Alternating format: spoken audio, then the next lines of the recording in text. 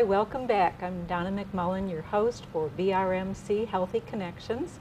And with me today is Steven Dunn, marketing representative for the Baxter Regional Medical Center Home Health that we provide to the community. So, Steven, tell me about, with the holidays approaching, this is the time of year that a lot of family members come and visit their loved ones, maybe coming to grandma's house for Thanksgiving, that kind of thing. And sometimes when they arrive, they find that mom is, or dad may just not be in the best of health. Yeah.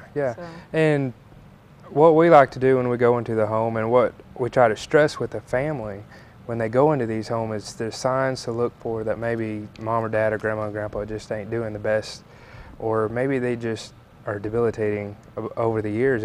Maybe you don't see your family very much. Sure. There's certain things you can look for that are just like red flags. Hey, man, what maybe, are some of those? For example, a change in behavior. Okay. If you know, of course you know in your family your whole life.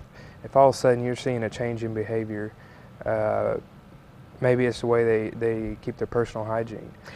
Right. For example, I think it was last year I went out to California. My grandfather's in California, and I went to visit him, and he's just a lot quieter than usual, and usually real talkative, and now he's real talkative quiet. now. He's just quiet. Yeah. He didn't shave for So a week at a time, which Personal was very hygiene, unlike him. And it turned out we took him to the doctor. We were concerned, and he was coming down with dementia, the first signs of dementia, and those are kind of things that are like red flags that say maybe they need help in the house, and that's where a department like the personal care program in the hospital can come in. They can be eyes in the home for the family, take care of them. They can help them with bathing and keeping the personal hygiene up where it needs to be. So all those activities of daily living. Exactly. That I know there's 7 of those, so see if I can remember those, that there's bathing and washing are one and the same. Yeah, and they do overall housekeeping. Housekeeping, okay. They can do cooking and all the things stuff that like someone that. just may not be able to do, Yeah. those daily activities they just may not be safe to do. For Exactly. instance, shouldn't be cooking. Yeah, or maybe they're so far along they can't even feed themselves. Sure. And a lot of the times, those are the things we take for granted, because we just generally do this just out of habit or instinct, where they have lost this ability. And it is real comforting for the family to be able to come in there and know that their family's being taken care of. Sure, that grandma they're or safe. grandpa. Sure, So, that someone's keeping an eye on them. Yeah. I know years ago had gone into a home, and our first signs of a change in behavior was, as you said, the personal hygiene.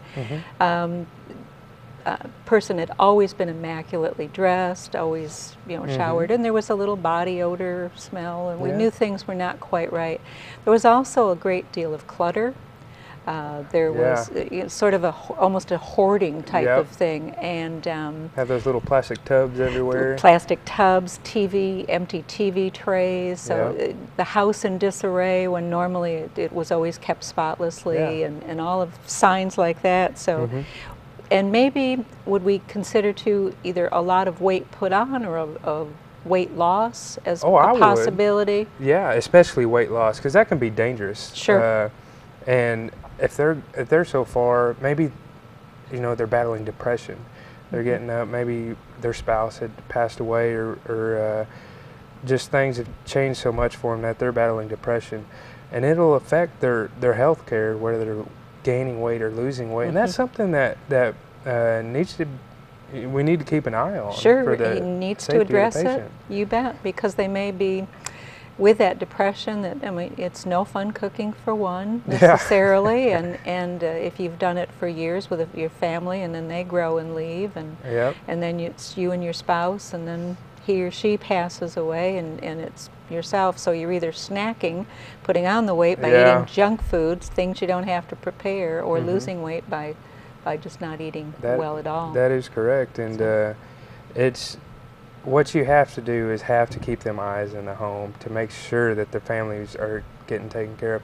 I know I don't want to see my grandfather or grandmother have to move into a nursing home because I'm not providing the care that they need to have. Right. And that's what we're trying to do through the hospital, is get those eyes in there, make sure they're getting the, bathing and that personal hygiene, the activities of daily living that they need to live a safe and successful life at home. So can your staff come in and do laundry, grocery shopping? Yeah, we can do shopping and errands.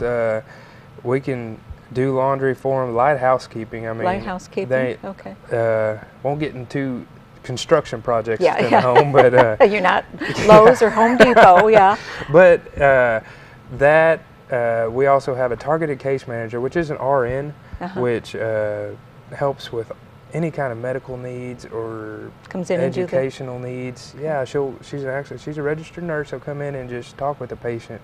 If they need help beyond personal care, we can start them on home health or physical therapy to get them back on their feet. Which is another level of care. So we're Exactly. talking about the personal care is for that person who really maybe shouldn't be cooking. Their hygiene may not be, they may be afraid they'll slip and fall at home. So what are some things that could be done to alleviate those fears with a person?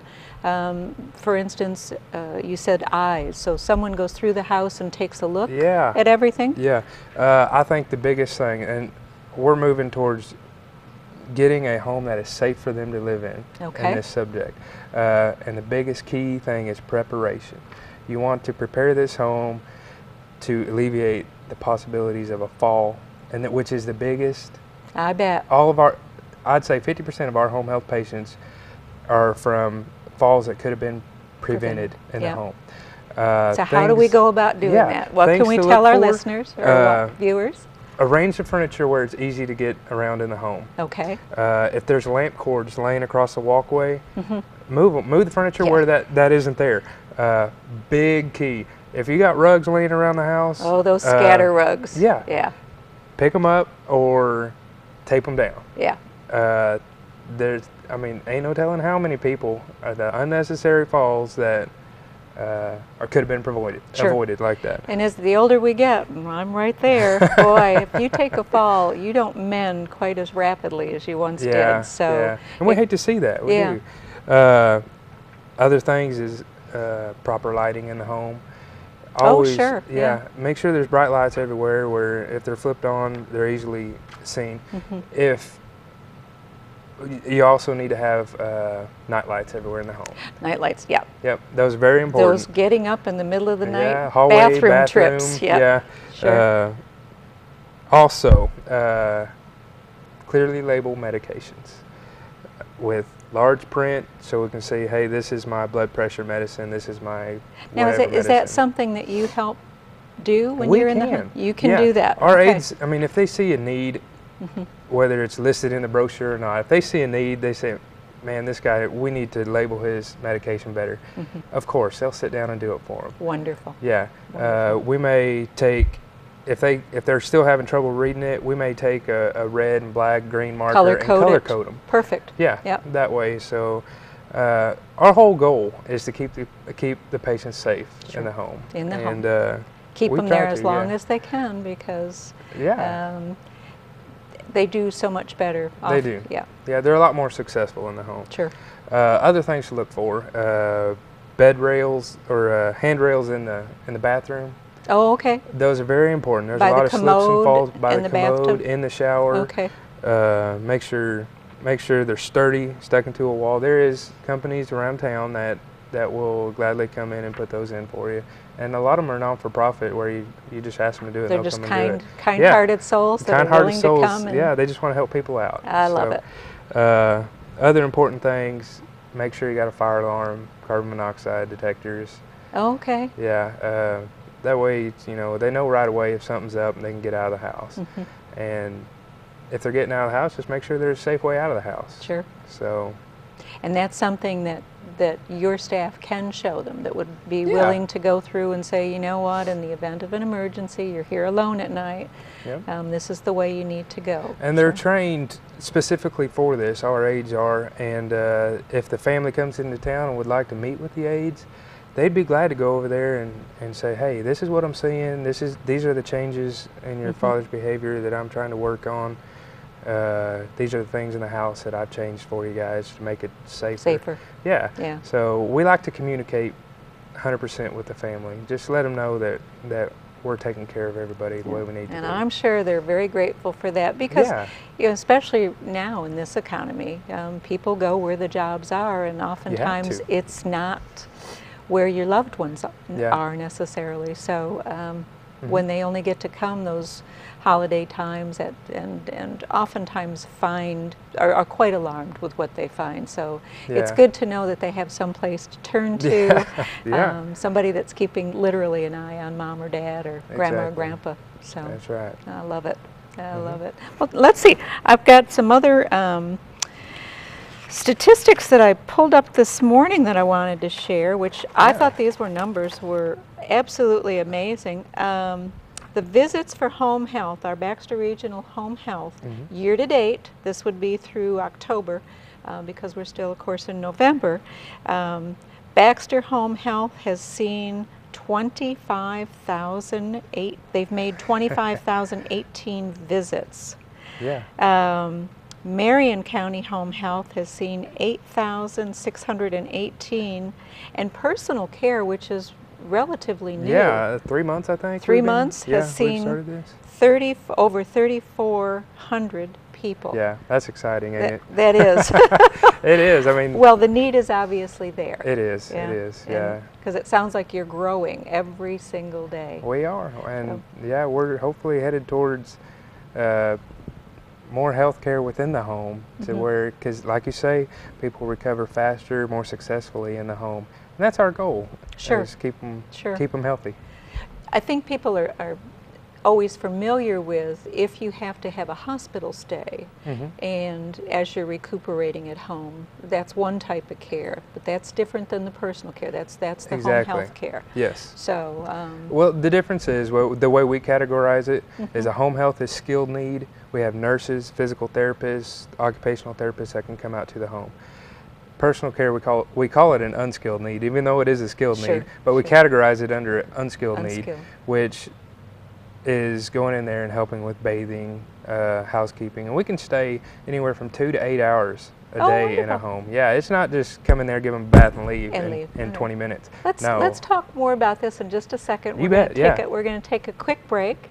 Don't go away. I want to hear more about how we can keep our loved ones safe in their home with personal care or with home health from Baxter Regional. We'll be right back.